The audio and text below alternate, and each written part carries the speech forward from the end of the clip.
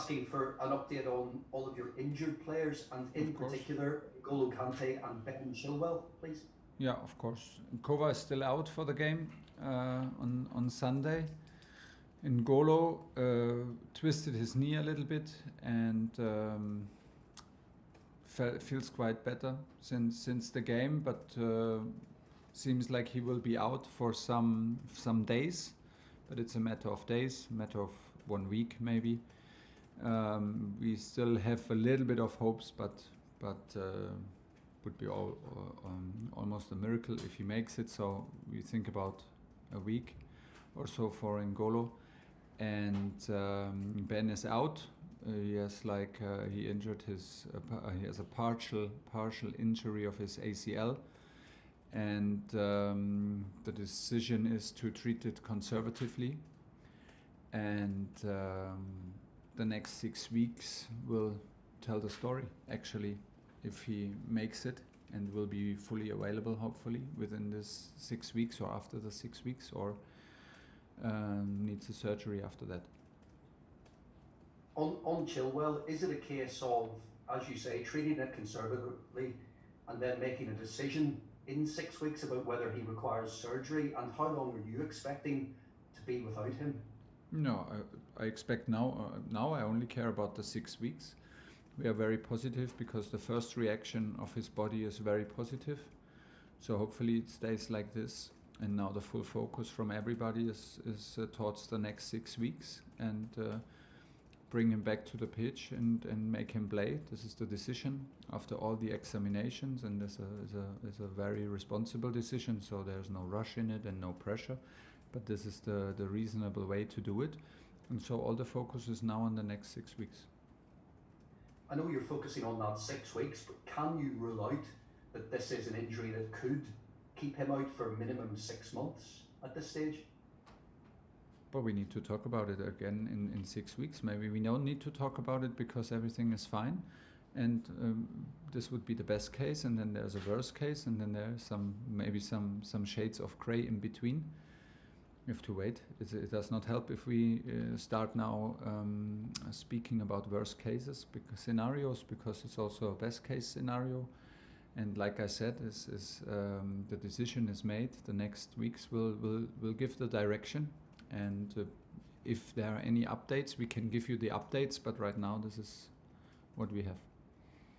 Turning to your opponents this weekend, Ralf Rangnick doesn't look likely will be in the dugout, but is close to being the interim manager of Manchester United. What will he bring to the Premier League? How would you describe his character? And can you also give us some examples of how he helped you in your development as a coach? He helped me a lot because he was my coach, and then he was one of the main figures to convince me to try coaching.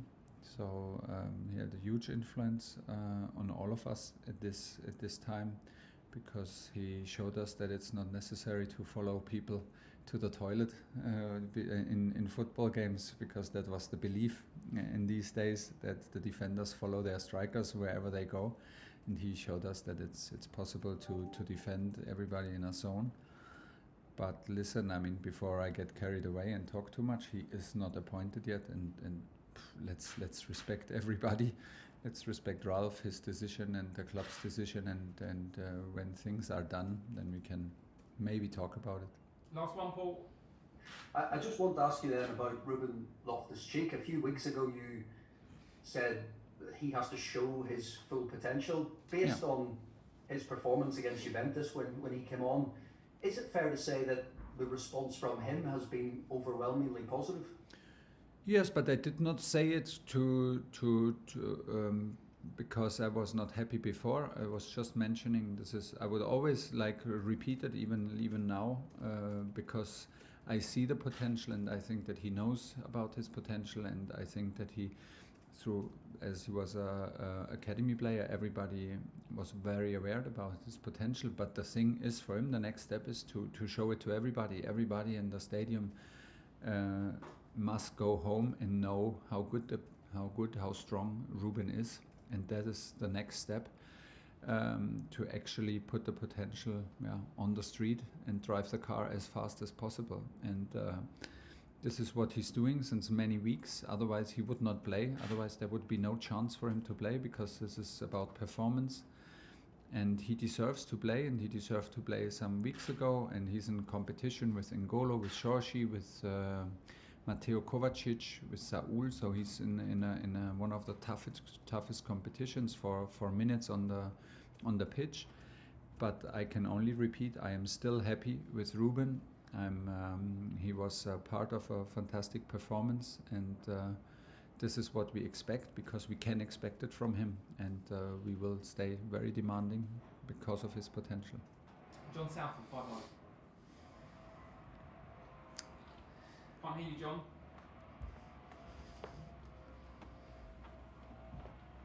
No. We can hear that one. Yeah. There we go. How big a blow is the injury to Ben Chilwell? Because he's been really influential, hasn't he, in the last couple of weeks, to the way that you play? Yeah, there's never a good moment for big injuries, and for injuries in general. This for him personally is a very bad moment, because he was so involved and so good and so full of confidence. Was a huge part in our performances, in our victories over the last weeks. Yeah, it's a shame. We're very sad. He is actually in the moment very positive. I just spoke to him like some minutes ago. He is very positive, because his body reacts very positive to the first treatments and to the injury. So after a while you have to refocus, and you have to focus on the positive things, which is now the next weeks, and to do everything that is possible, that he can come back on the pitch and help us again. He will come back strong, I'm sure about it.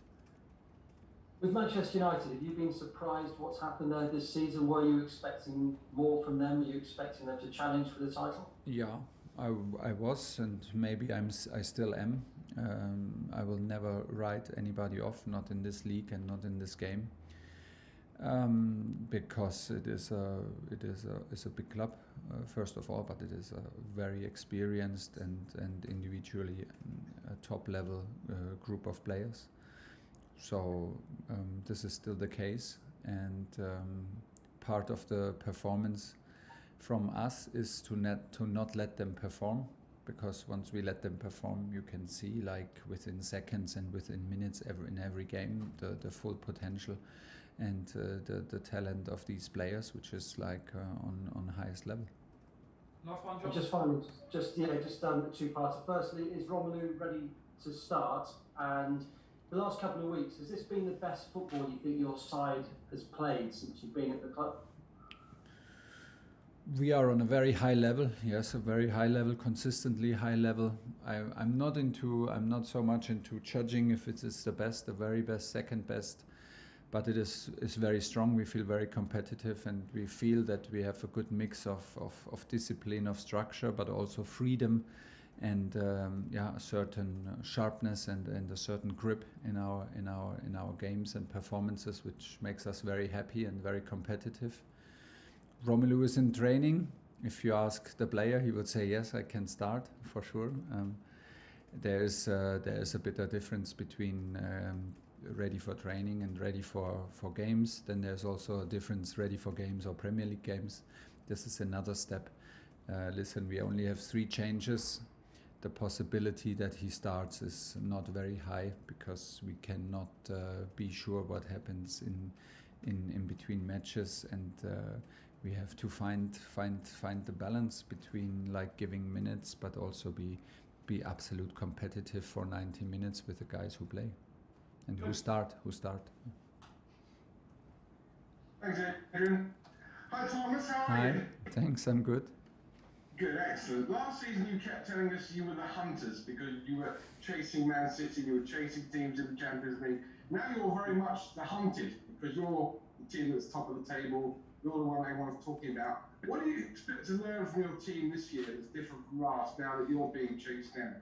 Yeah, but it's still a marathon, and the marathon is not finished. And as we started this race as the hunters, and before the race is finished, we will be the hunters. If we can if we can stay the whole race in the top flight and in the group that is competing for the win. This is what we want, and this is what we work for, and this is what we dream for, and this is what we are determined for, and this is why we come to every day at Cobham and bring all our energy. This is what we want, but there's still a long way to go, and in between marathons it does not shift, the role does not shift, because Man City and Liverpool showed us what it is about consistency on the absolute highest level, and we have to prove that we are capable of doing it.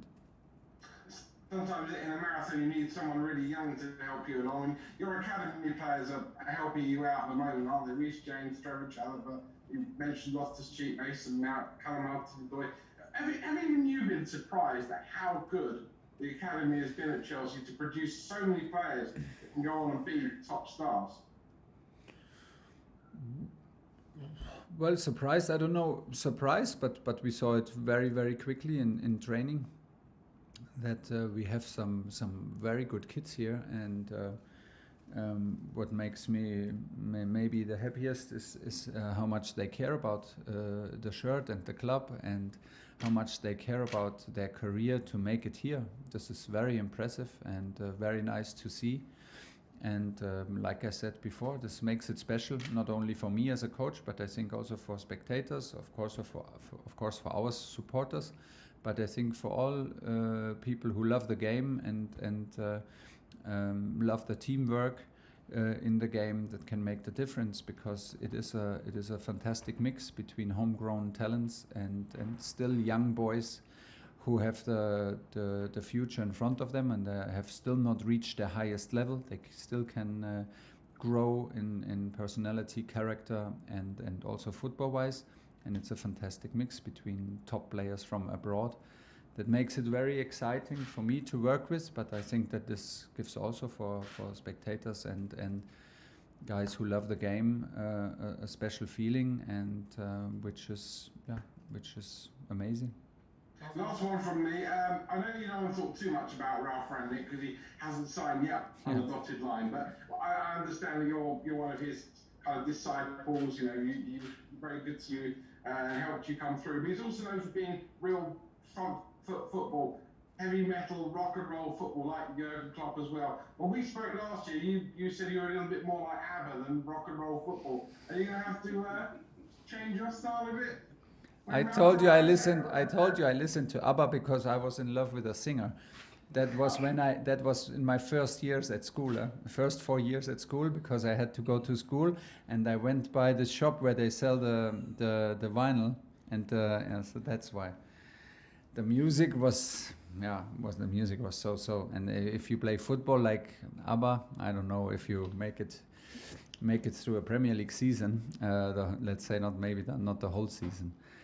No, we want to play every instrument, because I have the feeling in modern football that there are so many things demanded and so many different things demanded. It's so different if you play Manchester United, or after you play at Watford, then you play Leeds at home. There's so many different characters of the opponents also, that you really have to adapt, and to impose your style it gets harder and harder.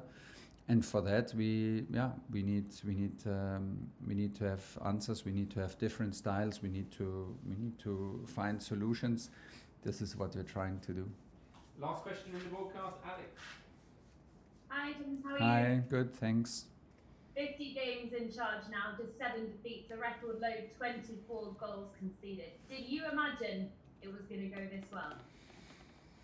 No, but maybe that was a good thing. We had no time to think about stuff like this or get carried away. And I'm not the person to, if you can easily get carried away, or maybe you hold yourself down because you think it's not possible.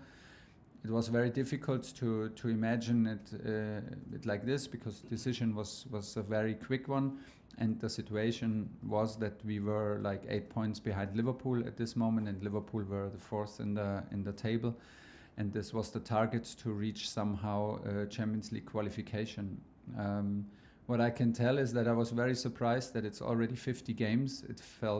It did not feel like 50.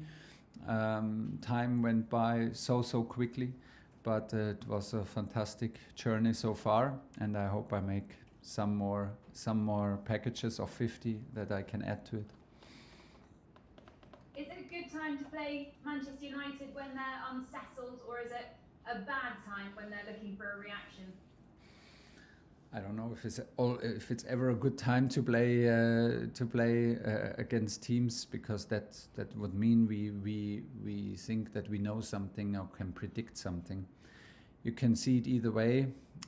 In the end, we will not lose too many minutes thinking about this, but we will give all our energy and focus on our squad and what we want to do right. We only have one game with Michael Carrick in charge to focus on and to analyze. Of course, we have some individual behavior and some group behavior that we think can be like that we can see as patterns and want to prepare our team for it. And on the other side is always the best moment to play against Manchester United, because we are up for the big challenges, and we wanna be out there to play on the highest level, to prove ourselves and to prove a point. And we just come from a tough match, and there's the next one. This is where we are and where we love to be, and this was we get challenged on highest level again on Sunday.